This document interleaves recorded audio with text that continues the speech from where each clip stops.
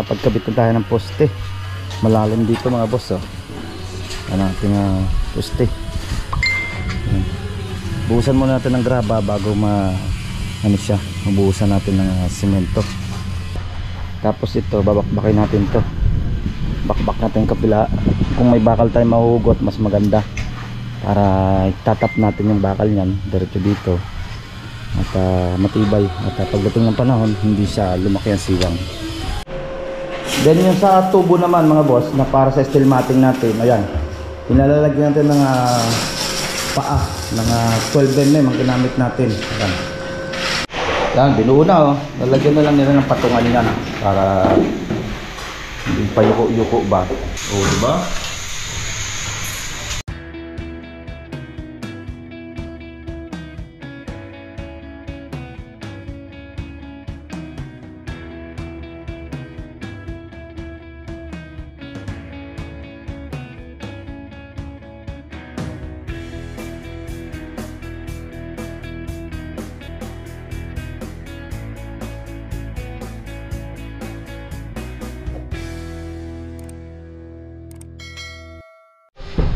Yan mga boss, at good morning. At dito tayo sa ating project sa Limabrosa naman. Fencing ng Linea Block 25. Ayan. At samahan niyo ako at update natin ng Limabrosa ng ating project dito sa San Antonio, sa Totomas, sa Batangas. Let's go! Ayan mga boss, at nakapagkabit na tayo ng poste. Malalim dito mga boss, oh. Ano ating poste. Ayan. Buhusan muna natin ng graba bago mabuhusan natin ng semento. Yan, malalim. Tapos ito, babakbakin natin to. Bakbak natin kapila. Kung may bakal tayo mahuhugot, mas maganda. Para itatap natin yung bakal niyan diretso dito. At matibay. At pagdating ng panahon, hindi siya lumaki ang siwang. Okay. Meron na 1, 2, 3, 4 6 na poste na mga boss. Ito medyo malapad ang nilagay natin dito, poste. Lapad na natin. Ito balak lang naman nila sir nito. Magiging wall lang to nila, o magiging bakod lang nila to. Dahil yung pagkakaalam ko, may 1 meter pa sila dito. Tapos ito yung extend ng kitchen nila. At mayroon silang dadaanan sa likod, kaya makakapaglagay sila ng bintana din ng gutter nila sa labas para hindi para may hangin yung kanilang kitchen. Magkakaroon sila ng sariling bintana dahil meron silang way sa likod. Kaya ayan, bakod lang yan. Hindi nito bakod, hindi na ito palalagyan ito ng tubo. Ito steel matting. Okay, nagpe-prepare na para sa halo natin. Prepare na sila. Ito meron na rin. Ito nag-reduce lang tayo dito ng poste kaysa doon sa apat na yon, yung medyo lalaki. Gawa ng dulo na lang naman to, at may tubo yan tayo lalagay dyan. Ayan, prepare na sila. Hindi na to, meron din. Ito yung graba at buhangin. At ang hollow blocks natin mga boss, ayan na, 500 pieces. Kulang pa naman yan. So, starting lang naman nila yan. Maganda hollow blocks natin. May halong white sand. Shoutout ulit sa Das Marias na nating deliver dito. Yan mga boss, at buhos na tayo. Buhos na. Ayan na, halo pa rin. So meron na, nalagyan na natin ng graba. May graba na yan. Meron na rin graba. Lahat may graba na yan. Bubuhusan na lang natin. Okay,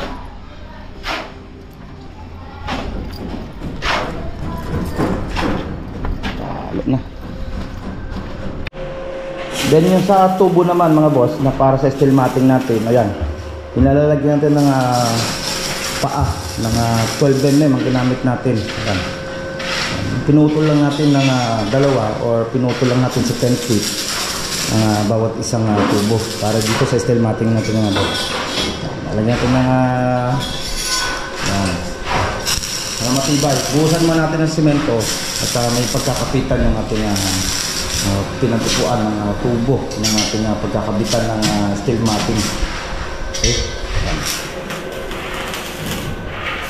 Okay, nakakabit na natin yung dalawang tubo dito, dalawa dito. Pahuhuli na natin yung sa may poste. Meron pa yan, isa pa yan tubo na yan.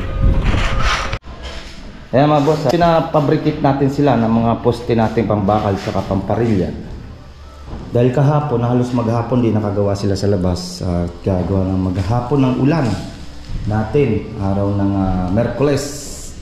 Yan, tapos na nila yung fabricate ng mga poste para dito sa ating front. Okay, para sa gate natin yung mga parilya, okay na rin. Okay na yung mga bakal.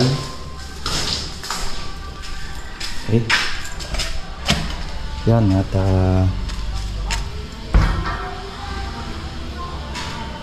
ano na sila dito. Sintada na sila mga boss. Yung mga poste natin, okay na rin na, nabusan na yung tubo. Yan na, abang may tubo pa yan dyan sa gilid. Pahuhuli na natin. Yan, sintada na sila dito. Simulan na. Ngayong araw hindi naman masyado na ulan. Maliwanag na. Kahapon, maghapon umulan. Yan mga boss, at binilihan natin ng tangke tsaka yung kalan nila. Dahil yung kabila doon sa Tanawan Park Place na project natin, nandun yung tangke tsaka yung isang kalan na burner. Tapos binilihan din natin ng para sa hose. Yan. Doon lang yung ginagamit nila dito, yung super kalan, nasingaw na. Sumisingaw na yung tangka. Tapos binilihan din natin ng burner. Yan, bago na. Yan, diba? Para nasingaw na kasi yung dati, kailangan nila to para hindi sila naiubusan lagi. Yung nandun naman sa kabila, ganito rin yung tanking na binigay natin sa kanila. Isang malaki na rin, tsaka isang ilan. Para yan, nalagpupuesto na lang nila yan.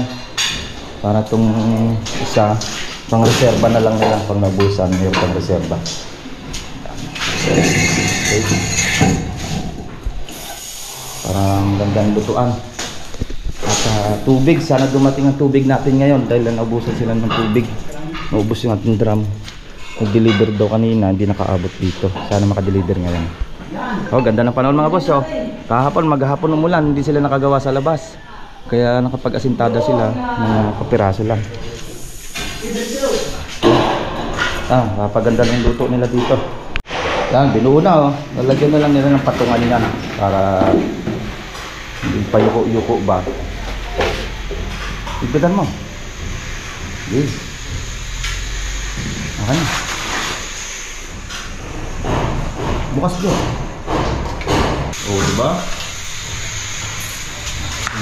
Todo na yan. May natin pala yung kalan na yan. Ano?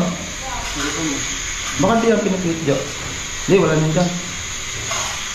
Okay na. Ito yung sa mga reserva. Nakita na rin natin ang bahay. Hindi nahirapan. Dahil doon sa kabila, wala din yung problema. Ayan mga boss, at nakapag-asintada na tayo. Ayan na, meron na. Mataas yung ang ating finish nito ng 2 meter mula dito sa flooring ng unit. Halos andyan sa ibabaw niya ng 2 meter niya. Kasi malaki tambak nito eh. Mga yung lupa nito mas mababa. Hindi na yun, yun na lang itatakpan nila dito. Dadagdagan 2 patong pa. Then pagkatapos buhusan yung kabilang unit na gumagawa ng slab, saka natin patungan kasi medyo babangga yung 2x2 nila doon sa ating hollow blocks. Okay na. Pero kung hindi umulan kahapon maghapon, tapos na yan. Ito may 2 patong tayo dito mga boss. May 2 patong tayo ng hollow blocks.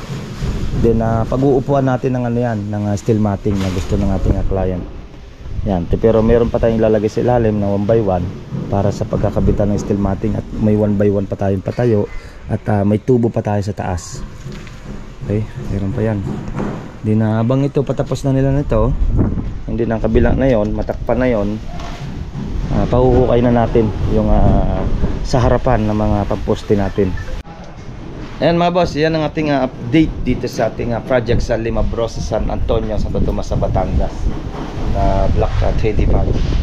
Nakapagbakod na tayo mga boss, meron na peraso. Sayang mulan kahapon maghapon. Ayan, pero nakapag-prepare naman sila ng bakal dito.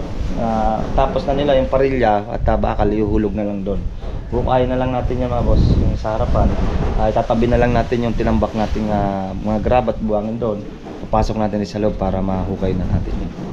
Yan na po yung ating update dito sa Limabrosa, Linea at fencing. At, next upload ko naman mga boss yung ating Jasmine ng Tanawan Park Place na interior, yung pinipinis natin interior. Yon, next nating upload. Alternate lang natin mga boss. Yan, hanggang dito na lang at ingat-ingat tayo. God bless you, God bless. Ito pong J Uragon Vlog, napakaganda po ng channel na ito, no? Tungkol po ito sa construction. Actual construction po ang channel na ito, no? Pag pinanood nyo po ito, panalo po kayo sa channel na ito. Napakaganda po ng mga video niya. Lalo na pong magaganda, no, yung mga iba't ibang design niya. Kakaiba po yung mga iba't ibang design niya sa mga kisame. Subukan nyo pong panoorin J Uragon Vlog na ito. Matutuwa po kayo pag pinanood nyo po yung mga video niya. Maraming salamat po.